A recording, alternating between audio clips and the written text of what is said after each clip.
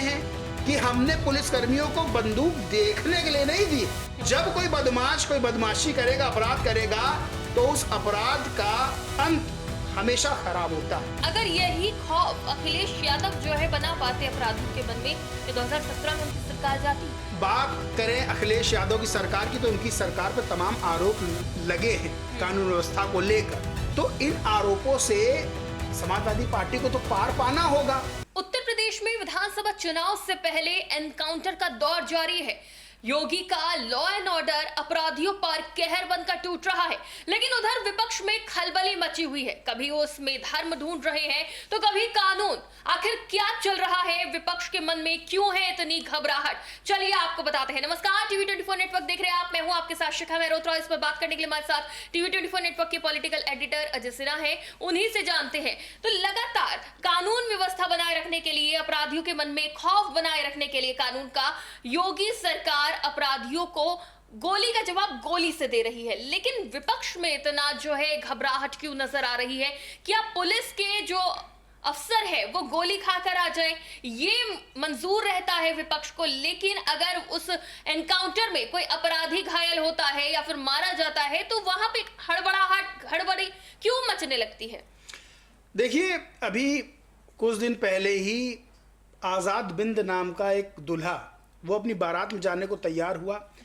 गाड़ी में बैठता है, 10 किलोमीटर उसको दूर जाना होता है बारात में अपनी। उसका ससुराल 10 किलोमीटर दूर होता है, लेकिन बीच रास्ते पे घात लगाकर बदमाश बैठे होते हैं और आजाद बिंद की गोली मारकर हत्या कर देते हैं। इस मामले में एनकाउंटर होता है अपराधियों का पुलिस से, और रवि यादव नाम का एक अपराधी मुठभेड़ में ढेर होता है। अखिलेश यादव बाकायदा प्रेस कॉन्फ्रेंस करते हैं।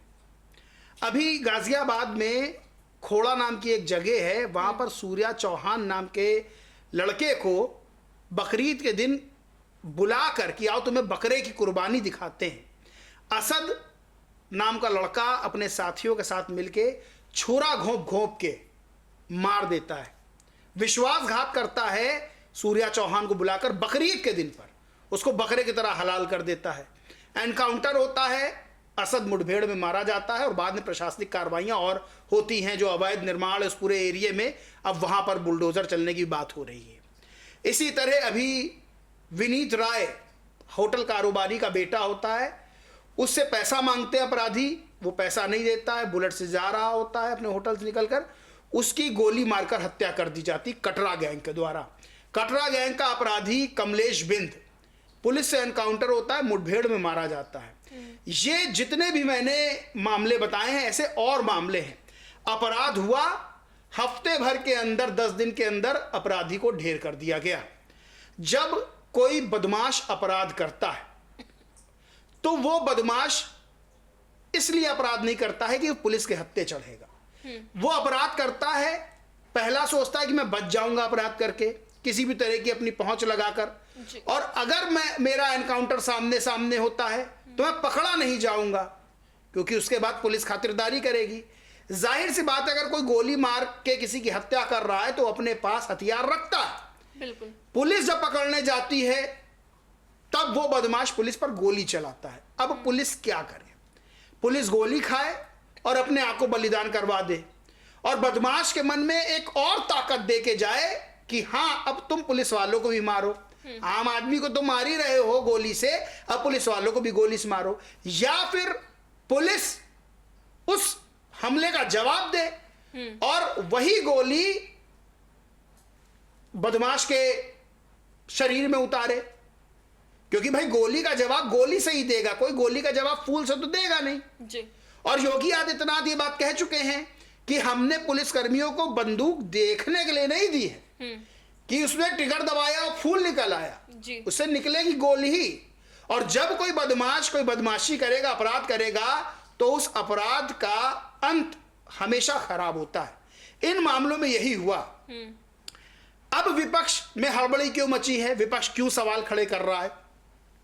विपक्ष कभी जात देख रहा है, विपक्ष कभी यह देख रहा है वो किस धर्म का है। अखिलेश यादव ने एनकाउंटर पर सवाल खड़े किए। क्या अखिलेश यादव ने सूर्या चौहान की जब हत्या, निर्मम हत्या की गई, उस पर कोई सवाल खड़े किए?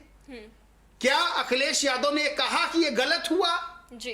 क्या अखिलेश यादव ने कहा कि सूर्या चौहान को न्याय मिलना चाहिए? असद और असद के साथ जितने थे और जितने इस हत्या को जायज ठहरा रहे हैं, सबको सलाखों के पीछे होना चाहिए, सब पे तगड़ा एक्शन होना चाहिए। जी। क्यों? क्योंकि असद एक खास समुदाय से नजर आ रहा था। उसके खिलाफ बयानबाजी करेंगे तो इनका वोट बैंक खिसक जाएगा। अगर आप किसी चीज को, किसी को, अपराधी को अपराधी के तौर पर देखते हैं तो अपराधी की जात क्या होगी ये बताइए। क्या कोई अपराधी किसी जाति का है तो क्या अपनी जाति वालों को वो नहीं लूटता है? क्या अपनी जाति वालों को वो परेशान नहीं करता है? अपराधी की कोई जाति नहीं होती है। अपराधी की एक जाति है कि वो अपराधी है और उसको उसी नजर से देखना चाहिए। और उत्तर प्रदेश में अगर योगी आदित्यनाथ 2022 में चुनाव जीतते हैं तो इसी लॉ एंड ऑर्डर के वजह से जीतते हैं, जिसको लेकर योगी आदित्यनाथ दावा करते हैं कि कोई लड़की को किसी चौराहे पर छेड़ा गया तो अपराधी ये समझ ले छेड़ने वाला कि अगले चौराहे पर खुद पुलिस यमराज बन के टिकट काटने को बैठी है। जब ये बात वो कहते हैं तो एक बड़ा विश्वास जागता है महिलाओं लड़कियों के अंदर सुरक्षा का। इसी तरह से जब अपराधी कोई ढेर होता है तब अपराधियों के मन में खौफ होता है और आम जनता के मन में यह विश्वास जागता है कि अगर मेरे साथ कोई अपराध किया तो योगी आदित्यनाथ की पुलिस एनकाउंटर में ढेरी करेगी। जी। अगर यही खौफ अखिलेश यादव जो है बना पाते अपराधियों के मन में कि 2017 में उनकी सरकार जाती, आखिर उनको ये कब समझ में आएगा कि लॉ एंड ऑर्डर बहुत जरूरी है? देखिए, बात करें अखिलेश यादव की सरकार की तो उनकी सरकार पर तमाम आरोप लगे हैं कानून व्यवस्था को लेकर। भारतीय जनता पार्टी भी उनकी सरकार पर गुंडा राज का आरोप लगाती है। योगी आदित्यनाथ कहते हैं कि देख लाल टोपी घबराई लड़की, ऐसा करके कुछ कहते हैं। देख सपाई बिटिया घबराई, तमाम तरह के और आरोप लगते हैं। तो इन आरोपों से समाजवादी पार्टी को तो पार पाना होगा। अब उस देखिए, कोई अपराध होता है, अगर मानिए भाजपा की सरकार है और यहां कोई अपराध हुआ, चाहे वो आजाद बिंद मारा गया हो, चाहे विनीत राय मारा गया हो और चाहे सूर्या चौहान मारा गया हो, आप सरकार को घेरिए कि अपराध नहीं होना चाहिए था जी। अपराध नहीं होना चाहिए था, ये विपक्ष का कर्तव्य होता है। विपक्ष को ये करना चाहिए, सरकार को घेरना चाहिए। लेकिन जब उस मामले में एनकाउंटर हो रहा है, पीड़ित पक्ष को न्याय मिल रहा है, अपराधियों में खौफ जाग रहा है कि भैया नहीं करना है उत्तर प्रदेश की धरती पे, वरना तो पुलिस एनकाउंटर कर देगी, तब आप क्यों सवाल खड़े कर रहे हैं? तब आप ये क्यों कह रहे हैं कि जाति देख के मारा, धर्म देख के मारा? कमलेश बिंद अगर बदमाश पुलिस एनकाउंटर में ठोका गया तो उनको आजाद बिंद पीड़ित भी तो दिखाई देना चाहिए जी, जिसको रवि यादव ने मारा। उनको सूर्या चौहान भी तो दिखाई देना चाहिए जिसको असद ने छुरे घोप घोप के मारा। योगी आदित्यनाथ ने कहा कि दोस्ती की आड़ में छुरेबाजी है तो बर्दाश्त नहीं की जाएगी, कि आप किसी को बुलाते हैं और अपने त्योहार के दिन उसको मार देते हैं, तो ऐसा तो नहीं चलेगा, विपक्ष को नुकसान होगा। आज मैं कह रहा हूं, लाइए लिख के दे दूं, अगर इसी तरह की राजनीति चली तो विपक्ष को 2027 में 100% नुकसान होना है। क्योंकि जनता, देखिए उत्तर प्रदेश बहुत बड़ा राज्य है, बहुत 24 करोड़ के लगभग की आबादी है, भारत में सबसे बड़े आबादी के हिसाब से राज्य है। कुछ ही देश उत्तर प्रदेश की आबादी के मुकाबले कुछ ही देश बस ज्यादा हैं। ऐसे बड़े राज्य को लॉ एंड ऑर्डर के मामले में संभालना, लॉ एंड ऑर्डर की स्थिति को संभालना, अपराध हुआ और अपराध करने के बाद अपराधी को ढेर कर दिया गया, तो जनता के मन में लॉ एंड ऑर्डर को लेकर जो एक तस्वीर बनती है वो योगी सरकार में जो बनती है उसी हिसाब से उनको वोट मिल रहा है। लेकिन जिस तरह से विपक्ष एनकाउंटर पर सवाल उठाता है, तो अगर उस नजरिए से देखें, क्या प्रदेश में सच में एनकाउंटर पॉलिटिक्स चल रही है कि एनकाउंटर करके दिखाएंगे कि भाई हमने बड़े बड़े काम किए प्रदेश में, या फिर ये जायज है?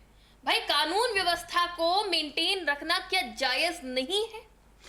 देखिए, कोई अपराधी जब अपराध करता है तो अपराध करने के बाद, और एक सवाल और, क्या ये मंशा से किया जाता है कि नहीं हमको एनकाउंटर करके इसको जो है मार ही देना है?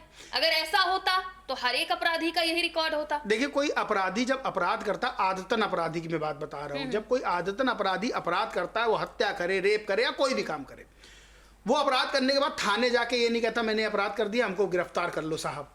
वो अपराध करने के बाद 9-2-11 हो जाता है जी। अपराध, उसका किया गया अपराध चीख चीख कर बोलता है, खबरों में आता है, पुलिस कार्रवाई करती है, जुटती है, कौन अपराधी था, ढूंढती है, अच्छा ये अपराधी था, उसको ढूंढने लगती है। जाहिर सी बात है, जो अपराधी किसी को गोली मार रहा है, वो अपराध करने के बाद जब भागेगा तो जेब में कलम लगा के नहीं भागेगा, कमर में कट्टा ही लगा के भागेगा। उसको पता है ना आगे खतरा हो सकता है। अब पुलिस उसका पीछा करती है, पुलिस उस अपराधी को, जाहिर सी बात है कानून के हाथ लंबे होते हैं, हम लोग ने बचपन से सुने हैं, जब कानून के हाथ उसको दबोचते हैं, तो जब हाथ दबोच रहे होते हैं और वो आदतन अपराधी होता है, तो पुलिस पे गोली भी चलाएगा, कि कहेगा नहीं साहब अब हम गोली चलाना भूल गए, वो गोली चलाएगा। तब पुलिस को क्या करना चाहिए कि भाई ऐसा है, आप थोड़ा सा घूम जाइए और आपके पैर पे हम गोली मारे दे रहे हैं, क्योंकि इधर उधर कहीं लग गई तो आप मर ना जाएं जी। आप तो नोबेल पुरस्कार जीत के आए हैं जी, आपको तो बिल्कुल चोट नहीं पहुंचानी है। तो पुलिस अगर इतना देखती रहेगी तो 2 गोली अपराधी और पुलिस के जड़ देगा, फिर भाग जाएगा। तो पुलिस वाला बलिदान हो और अपराधी भाग जाए, या पुलिस उस गोली का जवाब उसी की भाषा में दे। अब गोली इतना कौन निशानची है कि एनकाउंटर हो रहा है, यहां गोली से बचना भी है, सामने वाले को डाउन भी करना है, तो कभी कभी पैर की जगह ऊपर भी गोली लग जाती है, ले जाते हैं अस्पताल अपराधी को। अब वो तो ईश्वर ने जितनी उसकी सांसें लिखी थी उतनी हुई, अब डॉक्टर के पास ये थोड़ी ना ताकत होती कि सांसें ही ऊपर भगवान से खींच के लिया है। अब वो मृत घोषित हो गया तो क्या किया जाएगा? अपराधी तो खत्म हुआ, अब वो अपराधी कौन सा डॉक्टर इंजीनियर बनना था उसको? नहीं, लेकिन अब वो जांच होती है, जिस तरह से राजनीति होती है उस हिसाब से देखिए इसकी जांच होती है, 10 साल तक जब सवाल खड़े होते हैं जांच होती है जी। अगर गलत एनकाउंटर है तो फिर दोषी फंसते भी हैं जी। पुलिस वाले फंसते भी हैं। तो विपक्ष फिर इस मामले को इतना क्यों उठाता है? तो विपक्ष तो अपराध होने पर उसको भी उठाता है कि अपराध हो गया, और वो बिल्कुल सही उठाता है, उसको उठाना भी चाहिए, वही विपक्ष का कर्तव्य भी है। लेकिन जब कोई अपराधी ढेर हो गया तो उसमें भी जात धर्म देख के उठाना है, और उठाइए, इसकी भी जांच होगी। अगर गलत एनकाउंटर है तो एनकाउंटर करने वाले सलाखों के पीछे जाएंगे। मतलब विपक्ष अपना काम करे, सिर्फ जाति धर्म ना देखे। देखिए विपक्ष का काम ही सवाल खड़े करना होता है, लेकिन विपक्ष अगर हर चीज पर सवाल खड़े करने लगा, जिस कार्रवाई से जनता सुरक्षित महसूस कर रही है उस कार्रवाई पे भी अगर विपक्ष सवाल खड़े करने लगा तो फिर जनता आपको वोट नहीं देती, आप हार जाते हैं। आपको जीतना भी तो है कि हमेशा ही विपक्ष में बैठे रहना, सत्ता में भी तो आना है।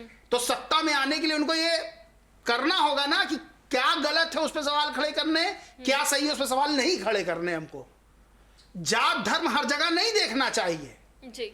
हर बार ये नहीं देखना चाहिए कि कोई अपराधी एकदम आदतन अपराधी हम उसकी भी जात धर्म देख लें, तो फिर जनता फिर वोट नहीं देगी ना आपको। पीडीए का फॉर्मूला हर जगह नहीं चलता है, हर जगह मत चलाइए जी, नुकसान हो जाएगा। और वही नुकसान होता चला, और आप 27 में देखिए अगर इसी तरह की राजनीति चली तो फिर नुकसान संभव ही है।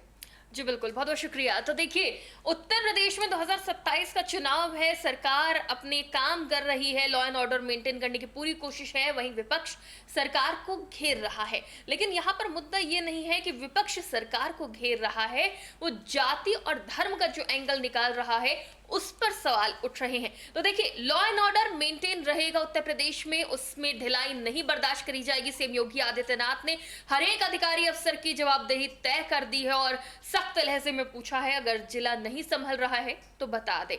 तो यानी कि उत्तर प्रदेश में अपराध करने वाले भी नपेंगे और अपराध को कंट्रोल ना करने वाले भी नपेंगे। इस पूरे मामले पर आपकी क्या राय है, मैं कमेंट बॉक्स में जरूर बताइएगा। फिलहाल देखते रहिए टीवी 24 नेटवर्क।